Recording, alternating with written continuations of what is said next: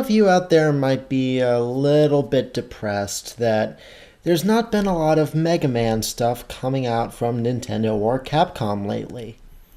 At least, not anything that's good, because I don't really count a runner mobile game as a true Mega Man game. Why is that? Because it's not a real game, period.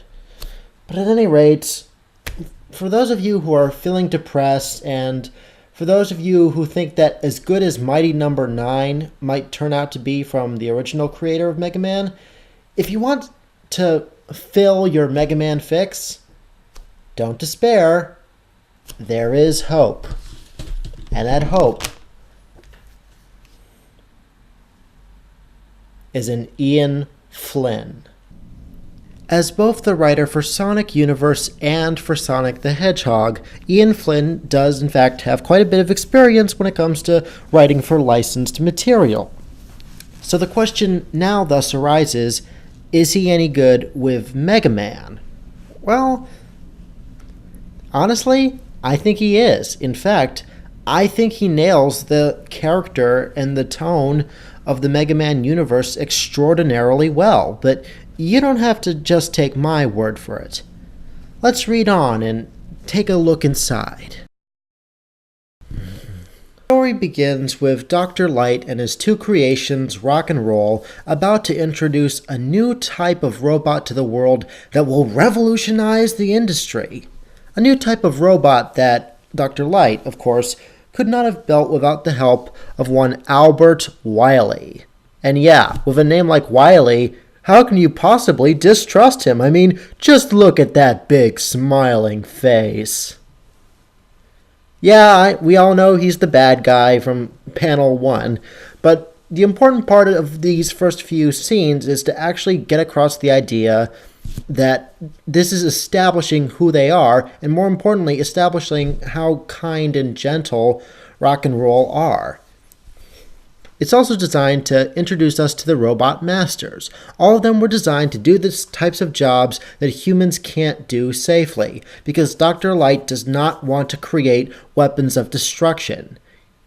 Especially not given the fact that Dr. Wily was sorta drummed out of robotics for unethical robot experiments. Unfortunately, Dr. Wily takes control of the robot masters and issues an ultimatum demanding that he, of course, be allowed to take over the world. And no, I'm not going to use that clip. Too obvious. Way too obvious. With the military pretty much helpless to stop them, it falls to Rock to take on the mantle of Mega Man and defeat Dr. Wily once and for all. Which means having to take on the very robots he was supposed to help build and repair and design. And being the nice kid that Rock is, he really doesn't want to fight them. Unfortunately, he's forced to, and essentially forced to grow up and become a man much sooner than he'd like. And in this first volume, you actually get to the core of Mega Man. He's a decent, well-meaning kid who doesn't want to fight but is forced to and has to because there's really nobody else in the world who can shoulder. Next up is Gutsman.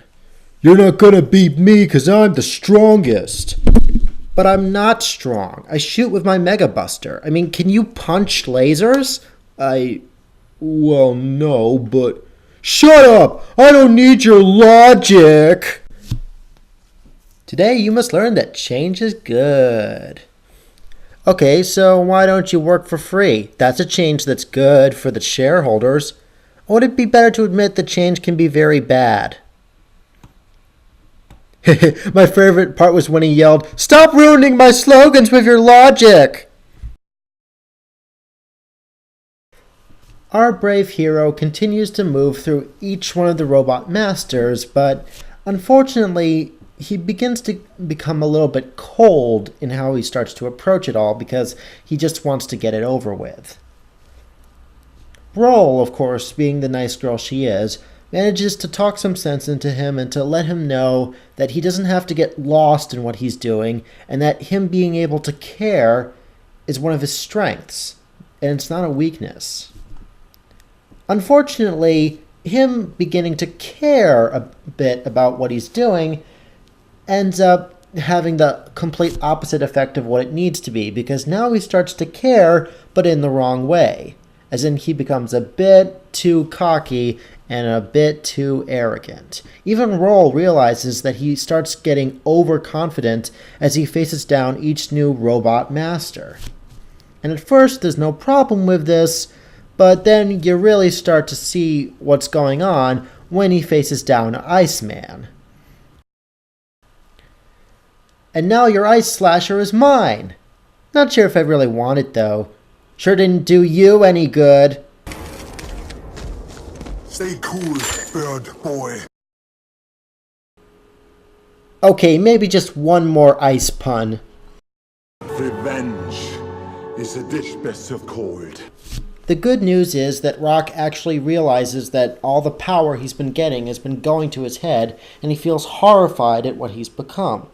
Luckily, Dr. Light is there to be the good type of father figure that he is, and is able to break through to Rock and get him to realize that he's really not as bad as he thinks he is. And he's certainly nowhere close to being as evil as Dr. Wily. After this little touching pep talk, Dr. Light gives Mega Man the magnet beam and sets him off to finally confront Albert Wily once and for all in his evil fortress. Unfortunately, Wily kinda sorta rebuilt the robot masters that Mega Man creamed, so after a fight with the Yellow Devil, it looks like Mega Man's gonna have to face all of them at once. It looks that way, but just when they're about to get into a huge fight, Mega Man does something unorthodox, which you wouldn't really expect. He chooses not to fight. And again, this goes back to the core of who Mega Man is supposed to be.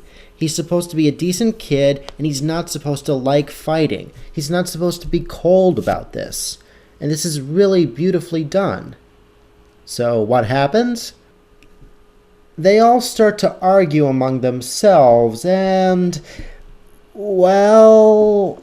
Piss on you. I'm working for Mel Brooks. Not in the face. Thank you. That's it, buddy. Come on, girls.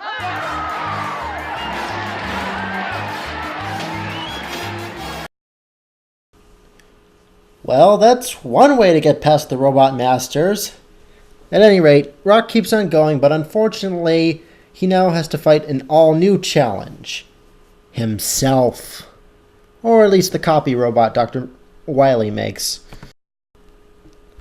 Luckily, the other Robot Masters actually got really touched by Rock's speech, and they agree to help out. They destroy the copy robot, leaving Mega Man to take on Dr. Wily all on his own. And need I remind you, in case you haven't already figured it out yet, the art in this volume is simply amazing. There's so much detail and vibrancy. It's also dynamic and beautifully rendered. And in the end, Dr. Wily is captured, his robot master brothers are returned to normal, and nobody will ever be unhappy ever again as they all live happily ever after. Or do they? Not so fast, because Dr. Wily had a backup plan. 2 robots that Dr. Light had nothing to do with, and they're waiting for the chance to strike. Now I know what some of you are thinking. Okay, this comic actually sounds pretty darn good. I'm just gonna go get it off of Amazon. Well, see, little problem there. Yeah. A used paperback of this costs over $100. That's a lot.